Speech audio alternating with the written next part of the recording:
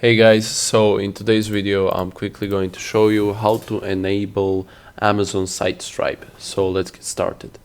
Go here to Tools, click on Site Stripe, wait it to load, and now you have this here, Learn More. Press it, and now you probably have this disabled, so just enable it and you have successfully enabled Site Stripe.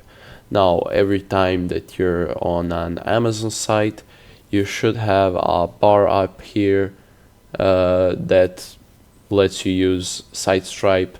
Just type a link and copy paste the link, and every time somebody uses your link, you'll get paid. So it's that simple, really. Anyhow, I hope you liked this video. If you did, leave a like. If you have any questions, feel free to ask, and if you want more tutorials just like this, subscribe.